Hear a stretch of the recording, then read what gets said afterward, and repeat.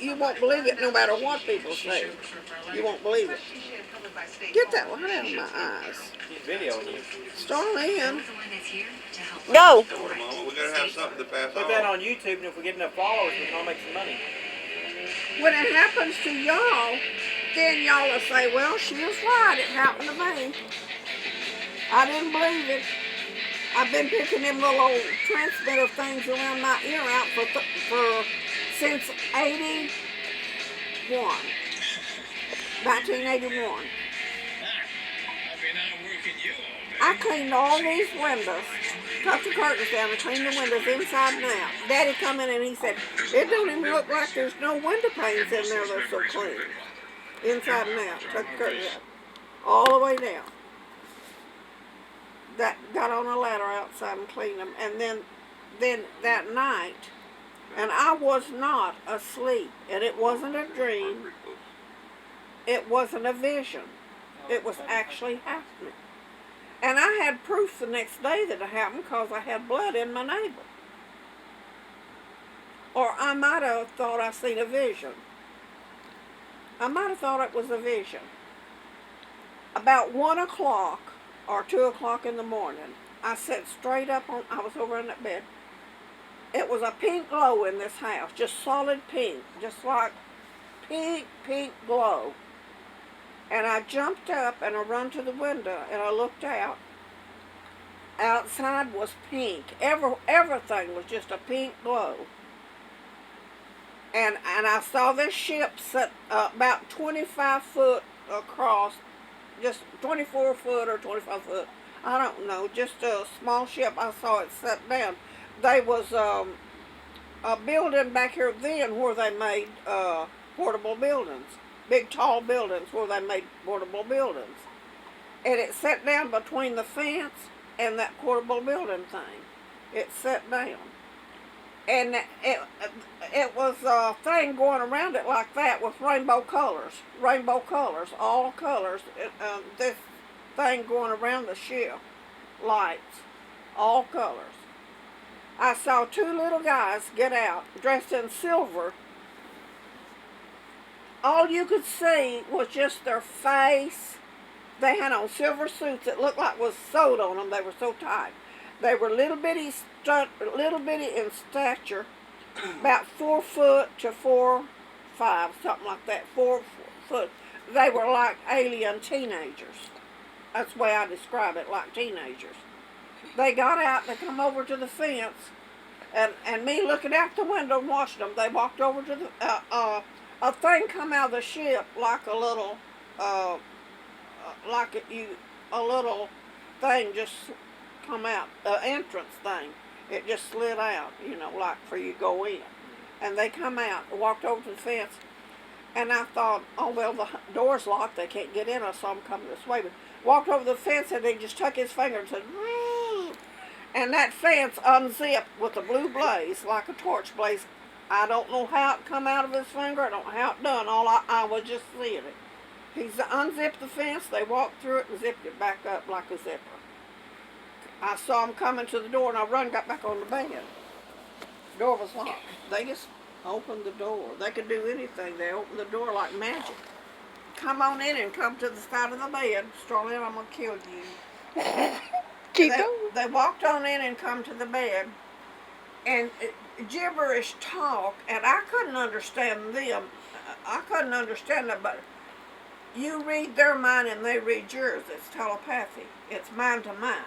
They know what in your mind and you know what's in their mind. Walked over there to me and told me they wanted me to go with them, and they wouldn't hurt me, and they would bring me right back. And I said, oh, I got to go tell my husband. And I went down the hallway and they went with me. And when I went down to Daddy's bedroom, that's where he moved over in the apartment. And I went down to the bedroom and I said, honey, they want me to go with them. They're kind of a greenish gray color. Their color is kind of greenish gray color. And little pointed, and big blowed out eyes, these big oval eyes blowed out. And 2 little holes, and their mouth looked like a little perch mouth, looked like a little fish mouth. And I told Daddy that I wanted me to go with him. And Daddy tried to sit up on the bed, and he said, like hell you're going with them. And he zapped him. A blue blaze come out of his finger, and he zapped Daddy. And Daddy just fell back on the bed. He was out, cold. And so we come back, went out there, and we went up that little ramp and went in, and they shot straight up to a mothership, just straight up to a big, huge mothership. And them little old bitty saucers was just going all around it. It was like a car, like a place where you park a car, you know, just going in and out, all the way around it. And a bunch of them would shoot out and then come back, shoot out and come back. When we got up there, this thing slid out and they just went up in like a park, an area.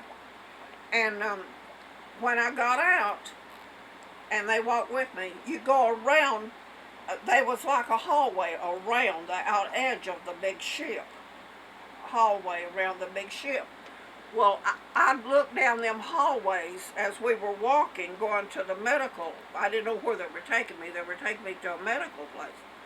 And we were walking around. I looked down them halls. I saw old gray-headed men. I saw old gray-headed women.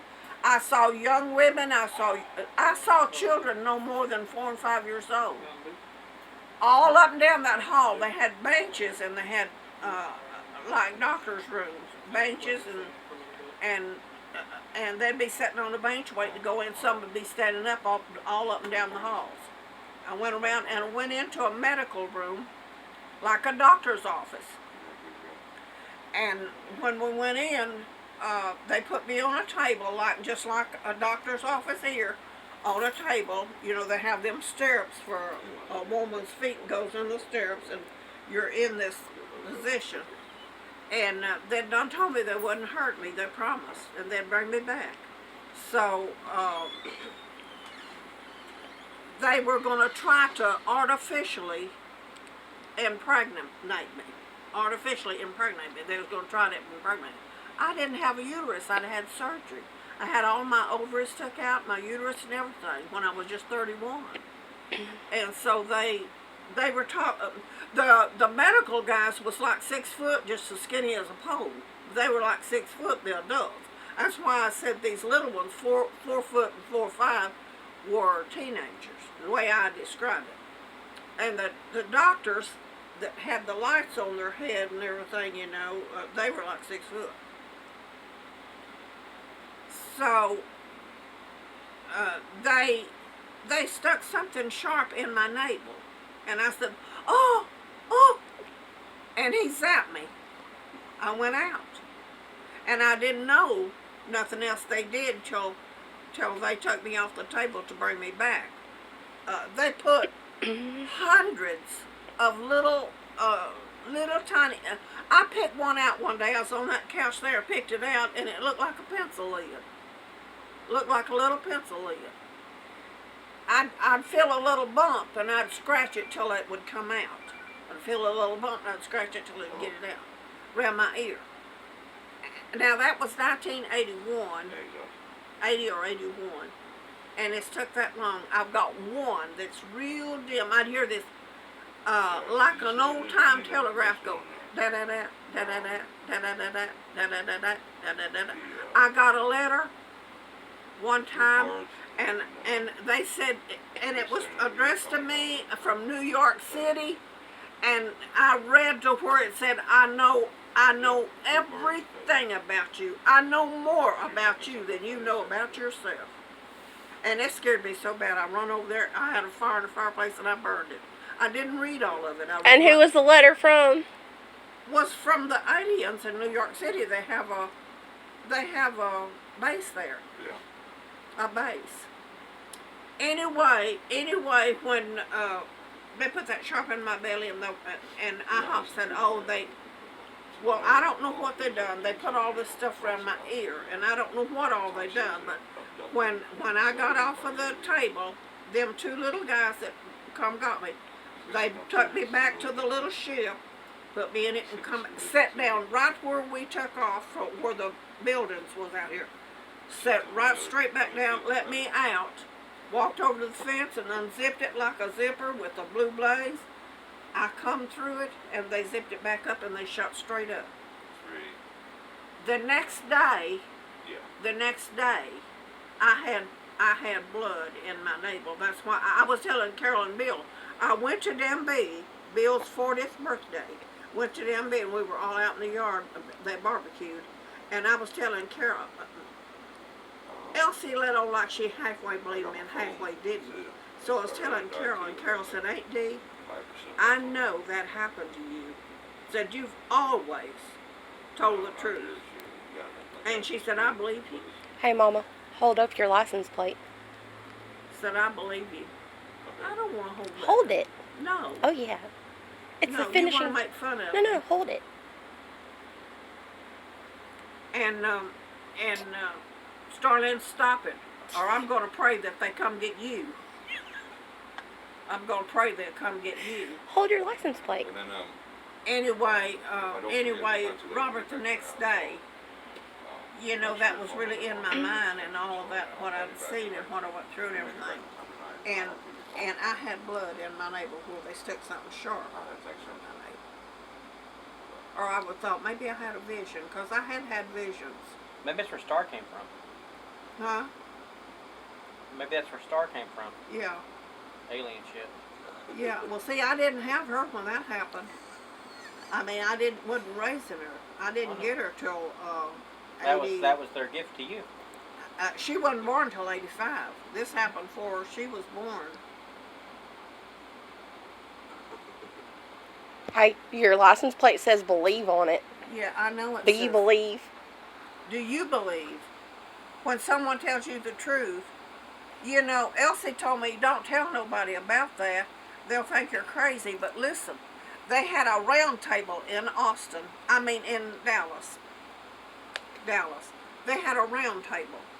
They had lawyers around that table. Lawyers, principals, doctors, all real highly educated people around this round table.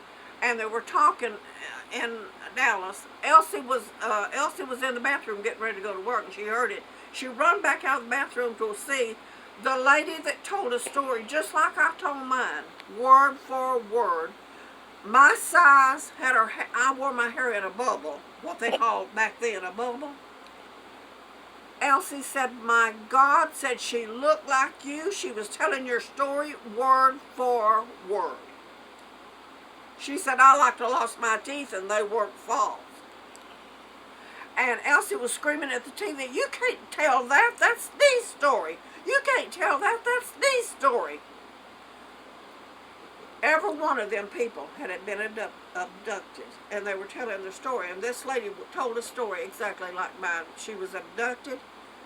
They tried to impregnate her, and then they brought her back. What kind of people do they abduct? Only people that's brilliant-minded, that they want to try to impregnate women. They wanted to artificially try to impregnate you. And two little boys was down on a creek. Two little boys, about 6 or 7 years old, was down on a creek, and they were turning rocks over, getting crawdads for bait. And a small ship sat down and abducted them. Took them up there. They had a search party out. The people went to call them. You know, it was like a resort of some kind. They went to call them to come eat, barbecue or something, get together, and they couldn't find them. So they had a search party going on, hunting them. And where'd you hear this story at? It was on television.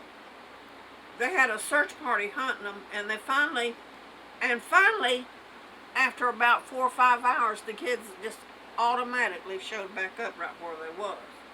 They zapped them up, kept them a while, and brought them back. What'd they do with them? Well, I don't know. I wasn't there. Oh, they didn't tell on the news what they did with them? No, but they found a little baby that was aborted in Florida on the beach. It washed up on the beach. A little gray alien baby that was aborted or it died. I don't know what happened. The ocean washed it up on the beach, and this young couple, just got married and was in Florida on their honeymoon, and they found this little alien baby. And you know, I don't care how much you say keep it secret, don't tell nobody. It's gonna leak. Somebody's gonna tell it. They took took the little alien baby to the authorities, and they made them swear they wouldn't tell nobody. They'd keep it hush hush, secret. And they put that little alien baby in a glass container with fluid of some kind, like some kind of fluid, to keep it, alcohol probably, to observe it. And it leaked out. They weren't supposed to tell nobody, but it leaked out. It showed pictures in the papers, made headlines in the paper.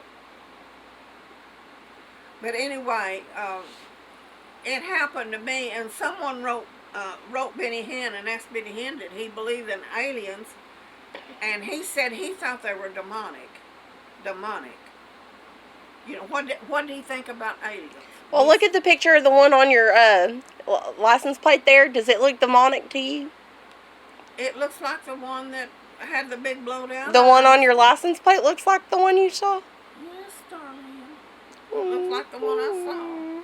I drawed a picture of it, and you said, "Oh my God, Mother." Why don't you draw me another picture? I probably couldn't. Whenever that hit me and I drawed it, you know. But anyway. I love you too.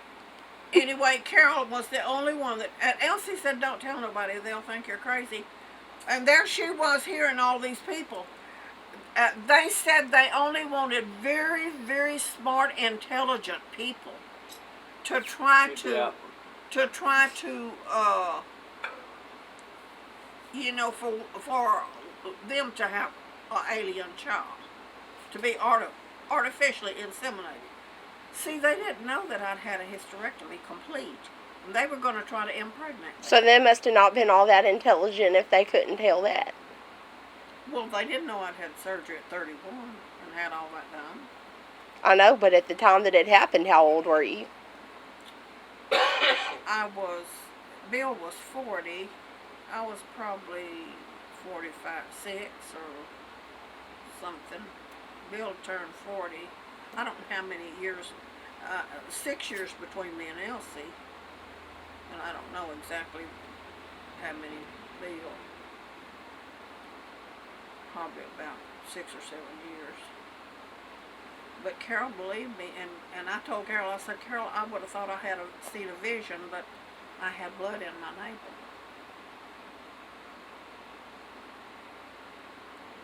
So you believe in aliens? Well, if they come and got you in the middle of the night and they took you and you told me, would you want me to believe you, or would you want me to say you're cocky? You're a little bit off your rocker. Would you want me to believe you, or would you want me not to? Alrighty. I was taught from a little bitty girl that I barely could walk. You don't lie and you don't steal.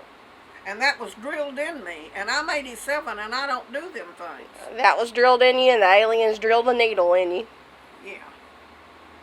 That was drilled in you. That's something that your mother and daddy plant in you when you're little.